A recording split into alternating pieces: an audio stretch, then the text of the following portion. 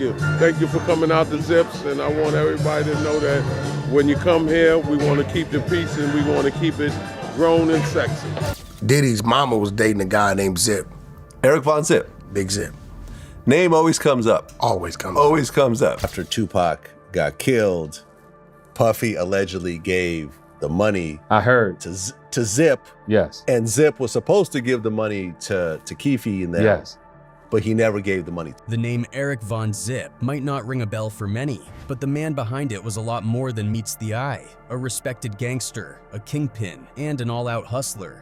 You know, Zip was a mastermind, a gangster, a pimp, a hustler, and he had more game than Kellogg had flakes, brother. This guy had ties stretching from the East Coast to the West Coast, all while being a menace to anyone who crossed his path. From robbing and scamming people out of serious money to playing a major role in the infamous East Coast versus West Coast beef. Let's get into it. Born in central Harlem on 118th Street, between 8th Avenue and St. Nicholas Avenue on October 10th, 1960. Eric Vonzip came up straight out of the heart of Harlem's underworld. His stomping ground was right there on 118th, and from those streets, he started carving out his path. Always had the air about him. He's a gentleman gangster. He was based out of like 118th and 8th Avenue in Harlem. Over time, Zip leveled up and became this powerful international dealmaker, someone who moved in both street and corporate circles. His influence stretched far beyond the block. Zip had his hands in all kinds of pots. He played a major role in managing Mike Tyson at one point and built strong ties in the music industry too. For example, he co-owned Blackrock, a music label that had none other than the late Aaliyah on its roster, and his connection with Sean Diddy Combs ran deep. Zip was so tight with Diddy that he became the godfather of the notorious B.I.G.'s son. But with Zip, the stories get even wilder. See, Zip had a rep for being what people in the game call a ripper. He was known for ripping people off, taking their money and leaving them hanging. Mike Tyson himself shared a story that paints the picture perfectly. He said Don King once came through with an offer, holding $600,000 in cash. Tyson explained that Zip took the money, then politely walked Don King right out the door. Just like that. Took the $600,000. Really? Yeah. From who? Dom, he came in with the money, he's trying to do something. Mike even talked about how he and Zip had this knack for getting people to put money behind them and then backing out once the cash was in hand. And if you thought that was wild, there's more. There's this crazy bit about how Zip actually dated Diddy's mom at one point. Diddy's mama was dating a guy named Zip. Eric Vonzip. Big Zip. Name always comes up. Always comes Always. But even that wasn't the most intense connection between Zip and Diddy. The biggest piece of history linking them came during the infamous East Coast versus West Coast hip-hop war of the 90s. See, Zip wasn't just connected in Harlem. He had street affiliations that ran deep, including ties to the Southside Crips. So when things started heating up between Bad Boy and DeathRow, it was Zip who introduced Diddy to Keefe D, the leader of the Southside Crips at the time, to help Diddy get protection. It was through Zip Martin. Okay. Zip Martin already had a business relationship with the Southside Crips. So Puffy elected to, let's align ourselves with these street guys, with Zip. And then through Zip came Keefe. Keefe says he met Diddy at a party. They shook hands, and that was it for a while. At the time, Diddy was still coming up. He wasn't the mogul we know today. He was hustling to make a name for himself, promoting artists, and doing whatever it took to stay in the mix. Their first real business deal came when Diddy rented a car from Keefe's crew, the Southside Compton Car Club, for Usher's Can You Get With It music video. The rental was supposed to cost $2,400, but after Usher went wild dancing on the roof and ended up damaging the car, Diddy paid $4,400 instead. That extra money supposedly went to Compton Hydraulics, a car shop owned by Keefe's family. These weren't just any cars either. Keefe's crew was known for rolling deep in flashy, customized lowriders, the kind that turned heads and made statements. Fast forward to the summer of '95, Keefe D was invited to a major industry event called the Beat Summer Jam, which was hosted by Diddy himself. This was the party, packed with celebrities, industry execs, and some serious street presence. And Suge Knight was also in the building. According to Keefe, Suge didn't hide his jealousy.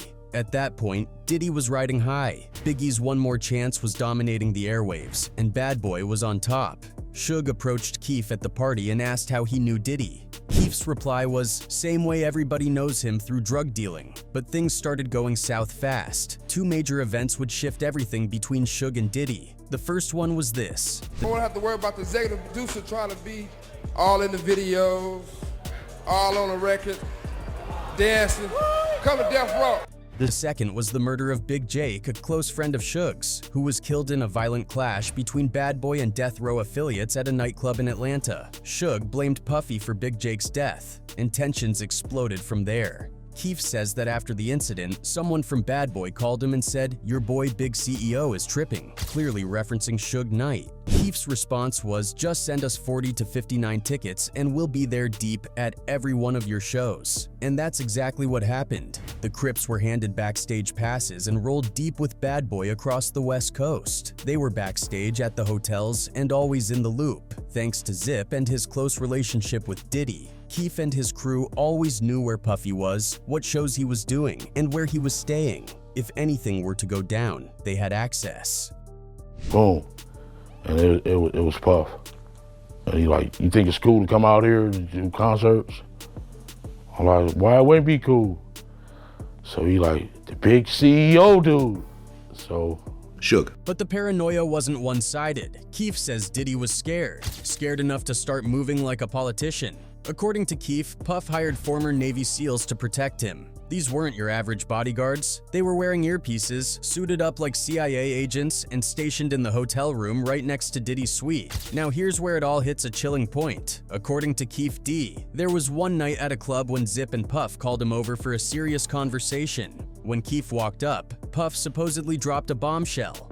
"I got a couple problems I need handled. Big CEO and Pac." Keef says he didn't flinch. "That's not a problem," he told Puff. "We can make that happen." And Puffy allegedly promised $1 million for the job. $1 million to take out Tupac and Suge Knight.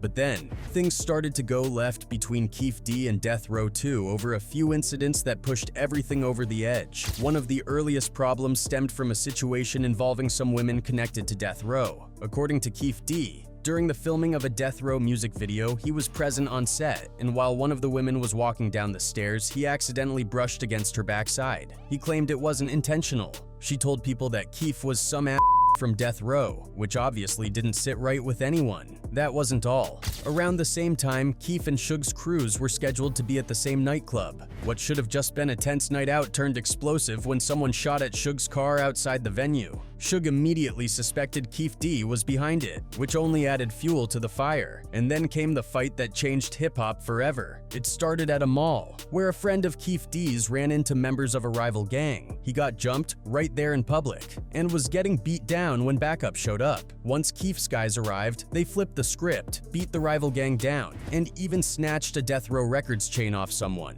That detail matters because Orlando Anderson, Keef D's nephew, was involved in that fight. And as rumor has it, at the time, Diddy was allegedly offering $10,000 to anyone who could steal a Death Row medallion. We're saying we want to put this chain in in our video, and that's why the guys try to snatch the chain.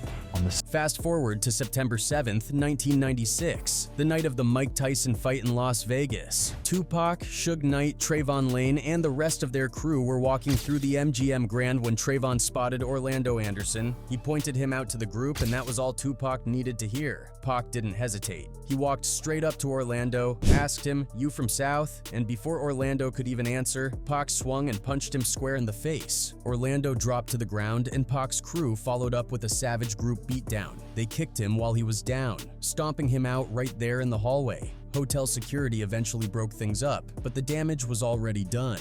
Now for Keef D, this was personal. Orlando was his blood, and seeing his nephew beaten like that in front of the world was beyond humiliating. Keef had already been side-eyeing Suge and Death Row, calling them fake gangsters who just played tough for the cameras. That attack pushed him over the edge, and Puffy had allegedly already offered him $1 million reward to take out both Tupac and Suge. So now with that extra motivation and real anger in his heart, Keef says the decision was made. Keef D later said they were cruising around looking for Tupac, hoping to catch him slipping after the fight. They knew he was supposed to be at Club 662 that night, and when he didn't show up immediately, they almost gave up. But fate played its hand. Pac was out the window of Suge's BMW, signing autographs for fans, and that's when they spotted him. Keef would say later, if he hadn't been out the window, we wouldn't have even seen him.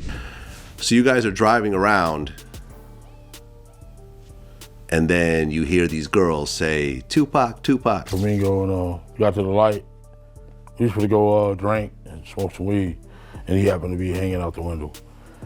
He's hanging out the window like he was in a parade. Tupac. Yeah, he was. Now, after Tupac was killed, Diddy allegedly handed the $1 million over to Zip so he could pay off the crew that did the job. But according to what's been said, Zip kept the money for himself. Keef D didn't even know he'd been shorted until the FBI clued him in later. After Tupac got killed, Puffy allegedly gave the money, I heard, to Zip. Yes. And Zip was supposed to give the money to Keefy and them. Yes. But he never gave the money. That betrayal is probably one of the reasons Keef D eventually decided to cooperate with the feds. He even flew out to New York with LAPD detectives to help track down Zip, wearing a wire and trying to gather evidence of the conspiracy. But none of it stuck. He confessed to the whole Tupac situation. They flew him out to New York with a wire to set up your man Vonzip. Do you know that? Nah. Yeah. And I know Zip ain't fall for that. See, Zip was smart, real meticulous in how he moved. According to TK Kirkland, who was close to him, Zip had all these slick ways of staying one step ahead. TK said even on something as simple as a shopping trip, Zip would switch cars like 20 times before actually getting into the main ride. Listen, when we would go shopping, Zip would get in 20 cars before we got into the main car. Before we got to the you just jump from car to car? That's the level of paranoia and planning he operated on. And that's how, despite everything, the street politics and all the dirt, Zip managed to stay out of prison. The man knew how to play the game and stay untouchable. With a man like Vonzip, you could never be too smart, because he was always one step ahead of you. For Vonzip, it wasn't about being famous, it was about winning at the back end. He operated offices on the East and West Coasts and moved silently in and out of both the underworld circle of gangs and the entertainment world. Eric Vonzip was reportedly known for selling liquid PCP in large quantities. PCP, also known as angel dust, was a popular drug in the 90s, a drug that was well known for its psychoactive effects which could lead to violent behaviors among users. Labeled by a lot of people as the Godfather or Harlem, the Kingpin was more powerful than you could have imagined, bigger than the law itself. Eric Vonzip wasn't just a big hustler, he was the Black Al Capone, who allegedly played the hip-hop world from the shadows using artists, labels, and even gangs like chess pieces. Growing up in Harlem, and especially for someone whose mentor was a dangerous figure like Ellsworth Bumpy Johnson, Vonzip learned two major lessons in life. Not everyone will survive the hustle, and the game was not guaranteed to make everyone rich. But forget about his hustling spirit. What set him apart from the rest of his peers was that he was a student of the game. He didn't just want to be like his peers. He wanted to be better. He wanted to control both the East Coast and West Coast, and anyone standing in his path became a stepping stone to be crushed. Vonzip's empire wasn't built overnight. He allegedly operated a highly organized network of criminals who moved products across the country. From Harlem to Miami, from LA to Atlanta, Vonzip had people everywhere, and that meant a lot of money. At that time, you could double your money on coke by buying a kilo for like 12 or 13 grand in the West Coast and selling it over in New York for 25 grand. As Eric's financial success grew, he was known to carry bags filled with cash, often giving away money to those around him, showcasing his wealth and generosity.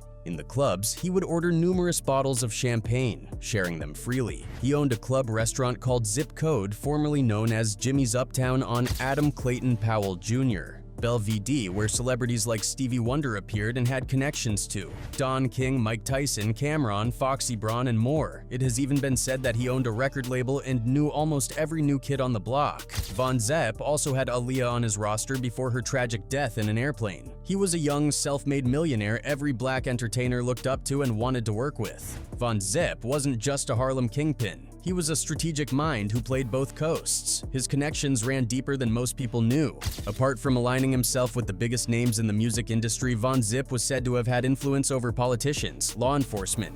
Eric Vonzip didn't just create a master plan for his empire, he protected it. If you were supposed to own an empire, you'd have to last long in the game. It was said that being in the game for a long time and seeing powerful peers going down easily made him more cautious. He thought differently from others, knew the right people to use, and knew just how to play them to get what he wanted. He never slept without his shotgun and was known to switch multiple cars. He even drove a bulletproof Mercedes to keep off attack from his enemies. I thought that was just in the movies when I saw it. So he had cars he owned parked in different Zip locations? had cars, my man. Wow. As the East versus West Coast War raged on, Eric Vonzip remained a shadowy figure, operating behind the scenes and making millions from both coasts. His involvement in the criminal underworld, particularly in the world of drugs and organized crime, made him untouchable to the authorities. Even as law enforcement closed in on his operations, Vonzip remained elusive, carefully weaving a web of connections and influence that reached from Harlem to Hollywood. So what happened to Vonzip? Unlike many of his peers, he never faced trial for these allegations. You have to give the man some credit for being in the game for that long. From the 1970s, 1980s, 1990s, 2010, he was a master in Harlem, staying relevant for decades. He was prepared to run the game till his death. Nowadays, most guys are lucky to last 5 years in the game, and some barely make it through a single summer. Of course, the game has changed, and there's not as much money in it anymore. Leaving behind 2 sisters and 7 children, Eric Vonzip passed away in 2012 after battling cancer and bouts of severe back pain from a serious car accident, taking many secrets to the grave. But his impact is still felt today. His funeral was described as a grand affair, graced by many popular figures in the boxing and music industries, showing the impact he had on those around him.